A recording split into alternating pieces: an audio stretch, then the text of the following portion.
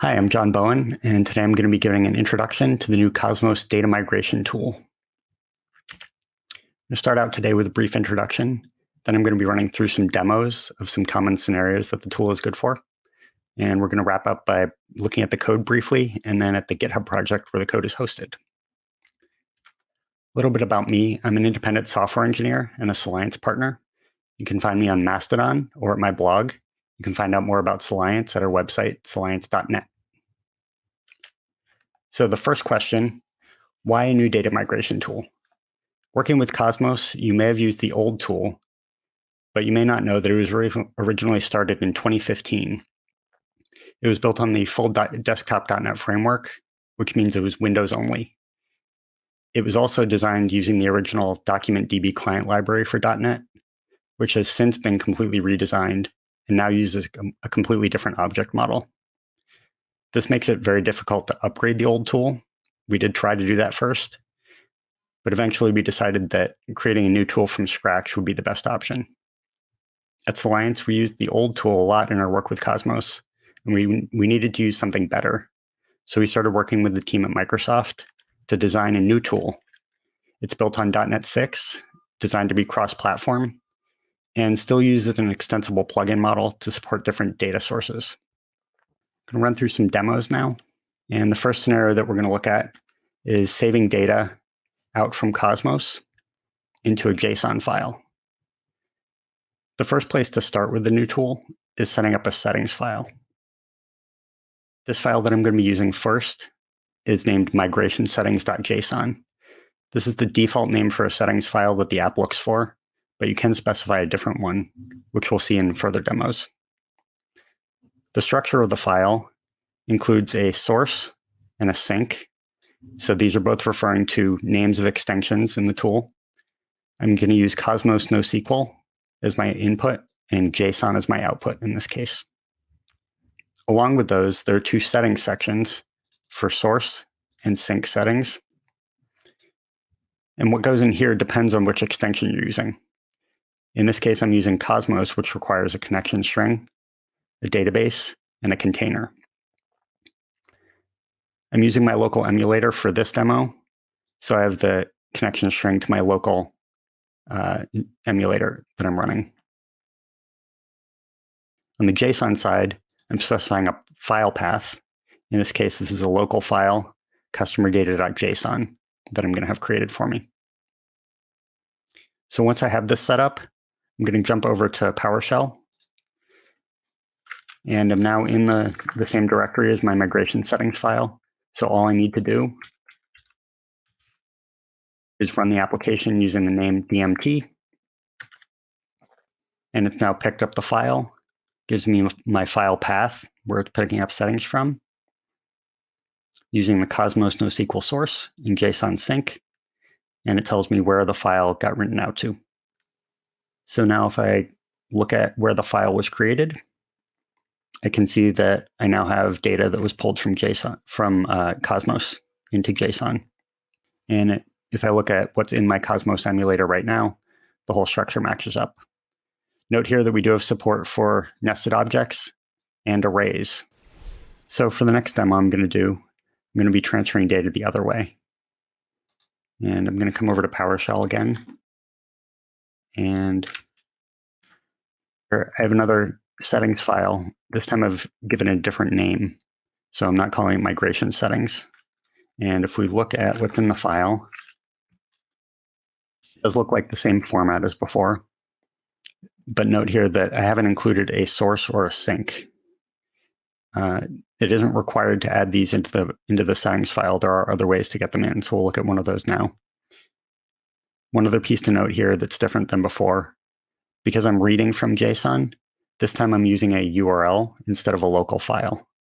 So I'm still using the file path setting, but I have it pointing to a URL to read my JSON from. There's one other difference here that we'll see in just a second when I try to run this. But before I run it, I want to look at the help for the app. And this tells me what the settings are available for me. So here I can add my source and my sink at the command line. And importantly here, I can also add a different path to my settings file. So normally it's just going to look for migration settings.json, but here I've named it something completely different. So I'm going to have to use this as well.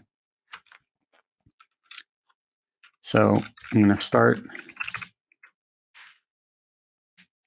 typing dmt run. This run is actually optional. The run command will be used by default if a command isn't included. And I'm specifying my source as JSON. My sync is Cosmos NoSQL. And then my settings file, which again is in my local directory right now. So let's see what happens when I run this. So you start out the same way, but I'm actually getting an error here that my sync settings are invalid. That's because in the file, I didn't include a database, and that is required for Cosmos. So I could go and modify the file, but the other option I have is that I can add it as a command line parameter directly here. And this I can do for any of my sync settings or source settings. I can just add them here with the format sync settings, : and then the name of the setting. And here I'm going to be writing into the sales database. So if I run this now, we're going to see similar to before, but in this case, we're using JSON as source and Cosmos as sync. It's reading the file, and now it's writing these records in. And if I jump over and refresh my Cosmos emulator, you can see I now have a new sales database and a records container. And I have items that were read from that JSON file. The next demo I'm going to do is going to be transferring data from Mongo into Cosmos. So here I'm going to be using a Mongo instance in Azure and writing into Azure for Cosmos as well. The other difference here is that I'm going to be executing this from inside Linux. So I'm running Ubuntu in my WSL, and this is a bash prompt into that Linux instance. So I can do the same thing here. Look at my file. I have a migration settings file here again. So I'm not going to need to add that as a setting, as a settings parameter on the command line. And if we look at what's in the file, I'm back to specifying a source and sync here. So I don't need that to add those like we looked at last time. One thing that is missing this time, in both my source and my sync settings, I haven't included a connection string. This obviously is a requirement. This is the place to start, both for Mongo and Cosmos. So I do need to have those, but those aren't the kind of things that I would want to add up the command line. So in this case, I actually added them here as environment variables. So I have a sync settings connection string and a source settings connection string saved as environment variables in bash. These are going to be picked up the same way as the command line settings that we saw before. So again, if I type dmt or dmt run, it's now going to use migration settings and combine in those environment variables that I have set. So we're now using Mongo source, Cosmos NoSQL sync. And really the only other difference here is if you look at the paths, these are Linux paths rather than Windows paths because we are running in Linux. So both the migration settings, the extensions folder, those are coming from Linux. So now after this gets done executing, I can come over to my Cosmos instance in Azure. And now I see that I have a new sales database and a person container, which has my data that got pulled over from Mongo. For the last demo I'm going to do today, I'm going to run from inside Visual Studio. So this is the solution where the application lives, and I'm going to run this under debug from Visual Studio. I'm using this dataconfig.json, and I'm going to start by copying the path of this, which we're going to use in a minute. For this demo, I'm pulling data from SQL Server, and I'm writing into that same Cosmos instance that we used for the last demo. For SQL, I'm specifying a SQL query, and you can see the fields here. And again, I don't have my connection string specified in the file. In this case, because I'm running from Visual Studio, I have it as an environment variable in my launch settings. And other thing to note is that I don't have a source or sink specified here. So when I start this up, we're going to get a little bit of a different experience because I am missing some of that data and I haven't specified any command line parameters. So the first thing that happens is I get prompted to add a path to a settings file.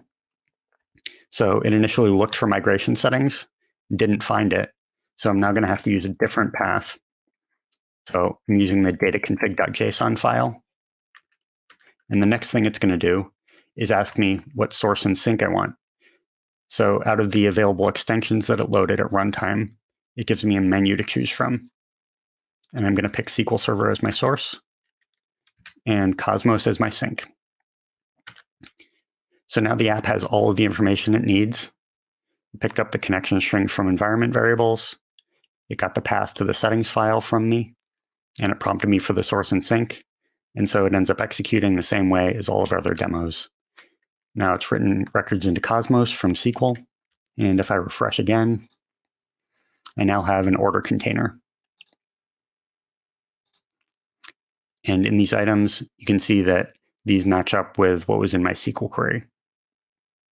So a little bit about the code. We just looked at this in Visual Studio. If you go and clone the repo, you'll get exactly the same thing. There are two main parts to this. The core Cosmos application that is the console app that we actually execute, and then all of the extensions, of which there are currently 5. Right now, all of the extensions support both source and sink usage. And we have Cosmos NoSQL, JSON, Mongo, Azure Table API, and SQL Server. If you do want to get the code, or if you want to read some documentation about using or developing for the app, go to the GitHub project. We're also looking for reports of bugs, any new feature suggestions, so check out the issues list. Also, if you want to add anything new as far as features yourself or make changes to the code, we are looking for pull requests. So get in touch with us, and we're looking forward to hearing from you.